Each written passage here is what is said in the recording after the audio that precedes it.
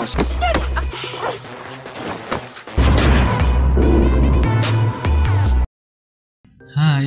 selamat datang kembali. Terima kasih sudah mampir. Guys, apa jadinya jika ada sebuah sekolah yang hampir setiap harinya terjadi kasus pembulian? Bahkan sampai-sampai sekolah itu hampir dikuasai oleh para gangster yang disebabkan oleh kelakuan para senior di sana.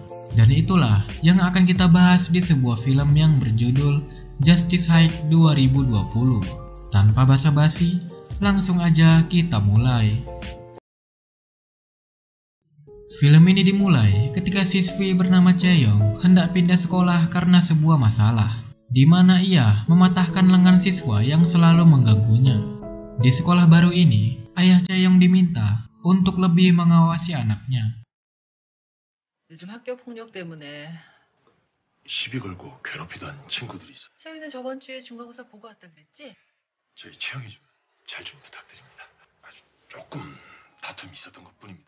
그냥 조금 무시하는 거 그것도 하나의 방법이라는 거죠. 아빠 얘기만 한 번만 더 싸우면. 그땐 정말. Setelah itu, Chaeyoung melihat siswa culun yang sedang dibuli. Ketika asik memukulinya, tiba-tiba Chaeyoung datang sambil merekam kejadian itu. 시발. Ponselnya pun diminta secara paksa, dan alhasil 1, 2, 3 orang tumbang sekaligus. 이거 안 나?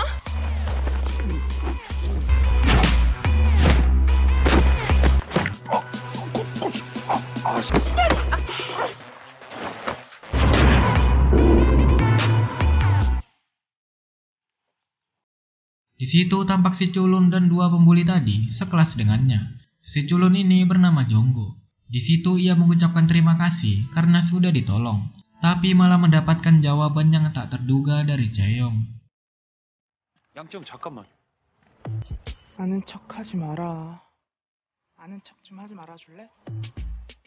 Scene pun berpindah. Seorang pemabuk sedang mengacau di sebuah kedai karena ia tidak mau membayar. Bahkan sampai mendorong si pemilik yang ternyata adalah ibu dari Jonggo. Di situ Jonggo tak luput dari amukan saat melindungi ibunya. 저희가 마감 시간이라서. 돈 못 내. 아이 진짜 이 시간 진짜 이씨.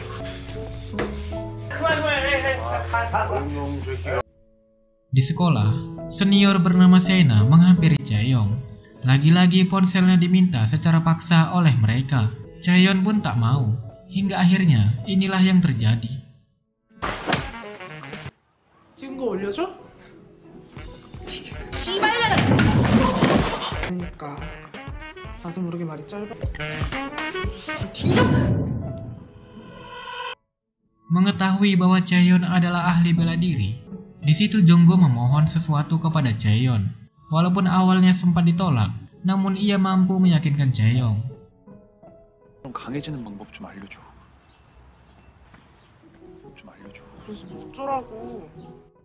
Kemudian, dibawalah Jonggo ke suatu tempat yang ternyata adalah tempat karate milik ayah Chaeyoung.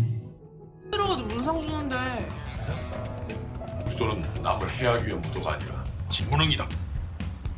최배달 선생님이 가르쳐 모습 때문에 목 많이 아프지. 등록하면 첫 달은 오픈기념 반값. Di tempat lain, ketua OSIS bernama Jin Hyo menemui kepala sekolah. 마무리된 거 아니냐? 아니 뭐 제가 한 게 있나요? 학생이가 자율적으로 잘 해주니까 우리 진혁의 추천서는 내가 알아서 준비해. 건강하시지? 발 좀 챙겨라. 알지? 네. Di situ ia mendapat pujian setelah menangani kasus pembulian. Tetapi di balik pujian itu, sepertinya ada maksud lain. Ternyata Jin Hyo adalah teman dekat Sena dan juga Haesung. Mereka lah senior di sekolah yang menggunakan kekuasaannya untuk menindas murid yang lemah. Di situ Sena menceritakan masalahnya dengan Chaeyoung dan hendak balas dendam. Kemudian scene berpindah. Di latihannya yang pertama kali, tampak Jonggo sangat tertekan apalagi ketika ia disuruh untuk melakukan split.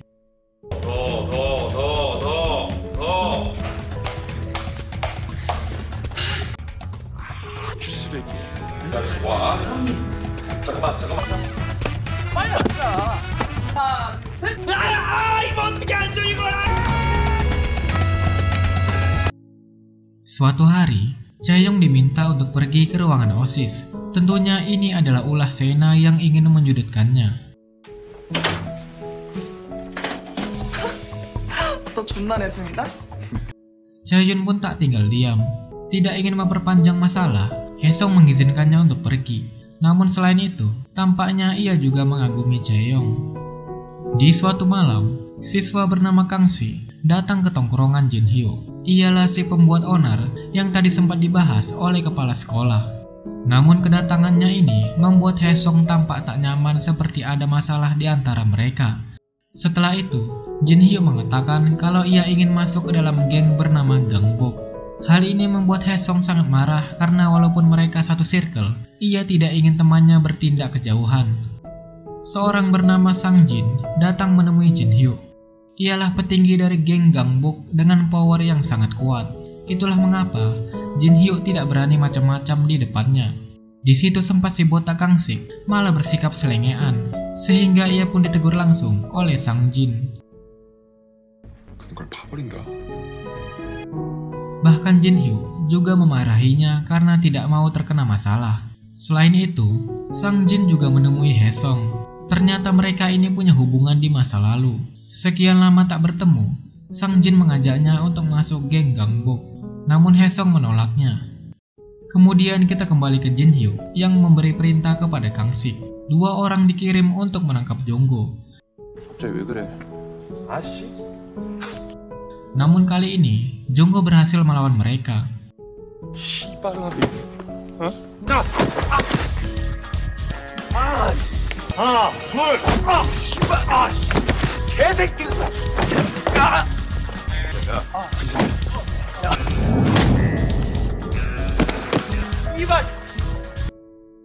Tapi itu hanyalah angan-angan dari Jonggo, karena skill bela dirinya belum selevel untuk mengalahkan mereka. Untunglah Kang Sik datang untuk menolongnya. Namun tak lama dari itu, ternyata dia juga menyusul menyerang Haesung secara tiba-tiba dan membuatnya tumbang. Tiba-tiba Chaeyoung datang ke sini. Udah pasti, Chaeyoung tanpa basa-basi, si botak ini pun dihajar habis-habisan di sini.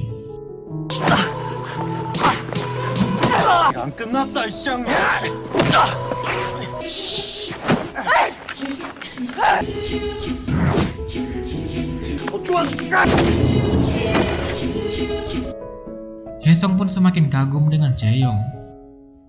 방금 그 양채영이랑 친하냐? Bahkan ia sampai join ke dojo yang sama dengan Jonggo, dengan harapan bisa sering bertemu Chaeyoung. Mungkinkah Haesung mulai jatuh cinta? Bisa iya, bisa tidak. 나가서 볼 적이 있습니다.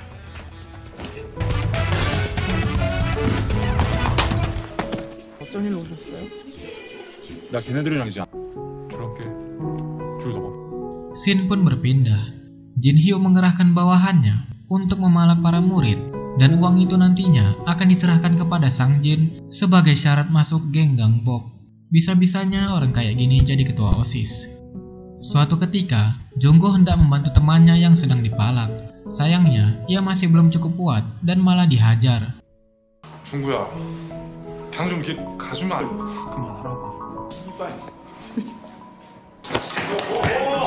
야, 왜 뭐? Alhasil ayah Chaeyoung mengajarkannya sebuah teknik yang bisa sangat berguna, yaitu pukulan karate. 제대로 꾸준히 수련하면 상당히 강력한 기술이 이거야. Baik Jonggo maupun Haesung, semuanya berlatih dengan sangat keras dari hari ke hari.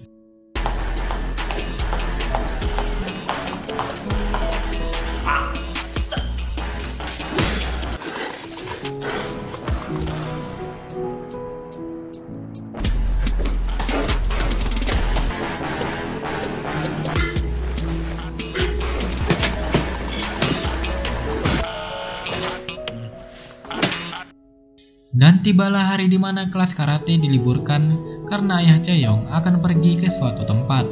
Mereka pun mengisi waktu dengan jalan-jalan, menonton film, bermain game, dan lalu makan di kedai milik ibu Jonggo. Di sebuah kesempatan, Chaeyoung menanyakan sesuatu kepada Haesung. 저랑 종구한테 왜 친한 척 하시는 거예요? Haesung pun menjawab kalau ia punya trauma di masa lalu. sehingga membuatnya salah arah dan salah pergaulan. Namun kini, ia ingin memperbaiki hidupnya dengan mulai menjauh dari Jin Hyuk. Esoknya, datanglah kabar buruk dari Jin Hyuk. 도수고 할 말이 뭔데? 내일부터 강북연합 수석이다. Jelas hal ini membuat emosi Haesung tersulut dan terjadilah baku hantam.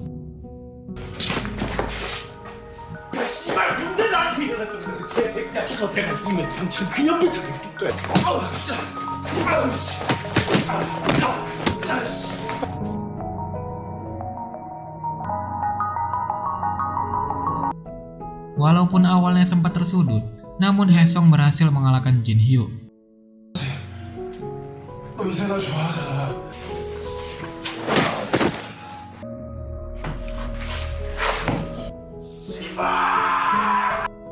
Haesung yang mukanya babak belur, bukannya emosi, malah keenakan diobati sama si doi.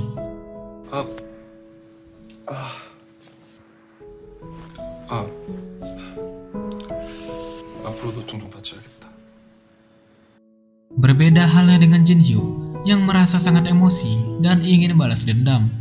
Mengetahui kalau Sena menyukai Haesung, di situ ia menawarkan bantuan untuk mendapatkannya dengan sebuah syarat, yaitu menjebak Chaeyoung dengan diberi obat tidur. Kenapa Chaeyoung yang diincar? Di situ Jin Hyuk mengatakan, selain karena wanita ini adalah ancaman besar, Jin Hyuk juga ingin menggunakannya untuk memancing Haesung.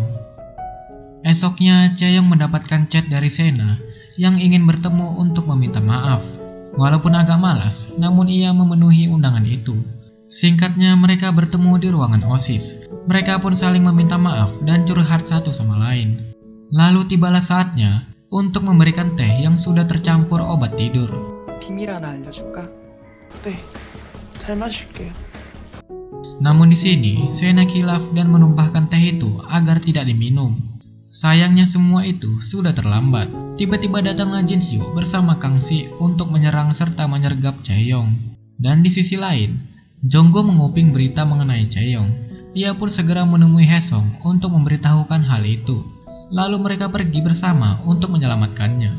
Sesampainya di sekolah, Kang Si sudah menunggu untuk baku hantam. Apakah akan 2 lawan 1? Jelas tidak. Di situ Kang Si membawa mereka ke ruangan olahraga.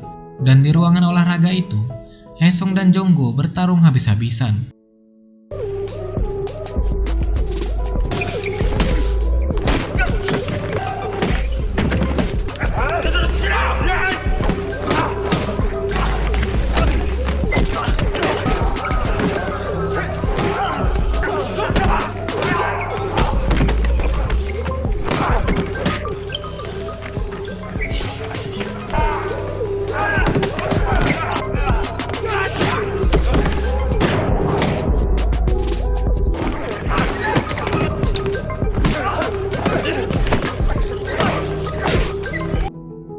Ya, walaupun sempat kewalahan menghadapi anak buah Jin Hyuk ini, namun berkat kerjasama dan tekad yang kuat, akhirnya mereka bisa menang.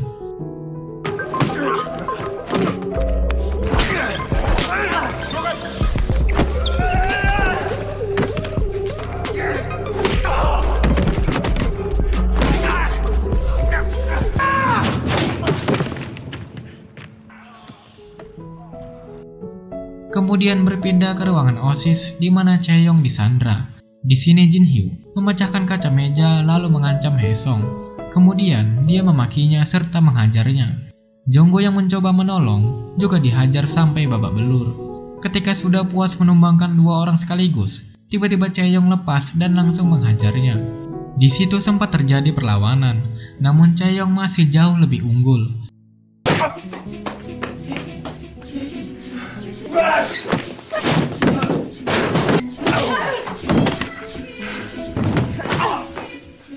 정이 없는 힘.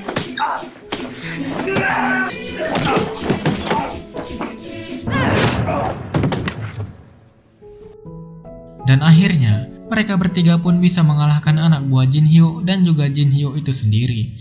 Dan film pun berakhir. Nah, jadi gimana guys alur dari film Justice High ini? Film ini mengajarkan kita, jika kita mempunyai ilmu bela diri, Gunakanlah ilmu itu sebaik mungkin dan jangan buat untuk tindak kejahatan. Dan ya, jika ada salah-salah kata mohon dimaafkan dan sampai jumpa.